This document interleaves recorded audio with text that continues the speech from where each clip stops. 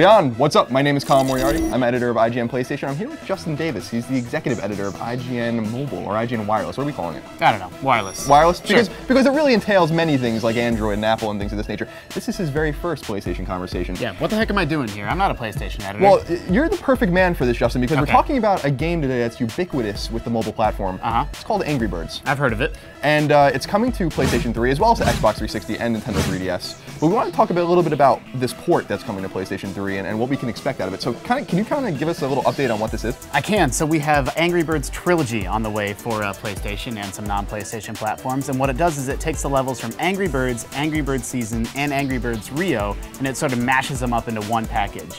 Since it's going to be on television, since they're sort of tiny iOS screens, people are going to get, you know, the high-res visuals, and they talked about how the backgrounds are going to be more animated, and it's just going to be a little bit more higher visual fidelity than Angry Birds on mobile is. But there's one major, so you might be saying, yeah, I like Angry Birds, it's okay, you know, it's nice, I'm on the toilet, whatever, I'm on the train, play some Angry Birds, but there's one problem with this, Colin. You want to tell us what that is? It's the price, Justin. I learned that the game costs $40 on PlayStation 3. It's three Angry Birds games, but it's $40. Now, we talked yesterday, when this news first came out, about the pricing, and you told me that two of the games are $1 a piece right now on iOS, and one of them is free. Yeah. Meaning that Angry Birds on PlayStation 3 or Xbox 360 is marked up 2,000%. Yeah, I'm not very good at math, but that sounds right. I think that checks out. Yeah, so it's a little distressing that the game is so expensive, but what interests me actually most is that Housemarque, who PlayStation fans know from games like Dead Nation and Super Stardust Delta and Super Stardust HD, as well as Outland, helped to port this game to PlayStation 3, which is also very interesting. But let's get back to the pricing, Justin, because this is a little distressing to me. So regale us about how much these games usually cost on iOS or Android devices and why it might be so expensive. Yeah, I mean, iOS and Android is really sort of a race to the bottom right now.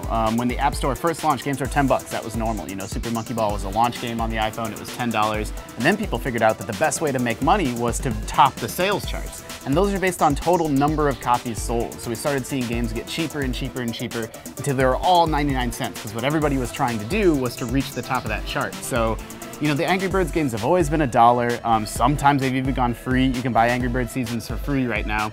So for $40 on consoles, you know, I don't know. We get it some additional bells and whistles. It's got Move support, which, you know, that's exciting. People have been clamoring for. Oh, I love PlayStation Move. You know, but otherwise this just seems very, very, you know, I don't know. I don't know who this is going to appeal to. Yeah, it's a little weird. You mentioned about, you know, wanting to make money on iOS. Well, we know Sony doesn't like making any money, so it makes perfect sense why this might cost $40. It was also expensive as a PlayStation Mini. It cost something like $3. So yeah, it's a little distressing, but we'll have to wait and see. Maybe the final product, I'm sure the final product is going to be just fine. Yeah, I mean, obviously, you know, every game's given a chance to shine, and it'll be put through its standard paces, and who the heck knows, maybe it's a great value at $40. But right now, first impression, we're just not sure. Yeah, we'll wait and see. Justin, thank you for joining us on a PlayStation Conversation.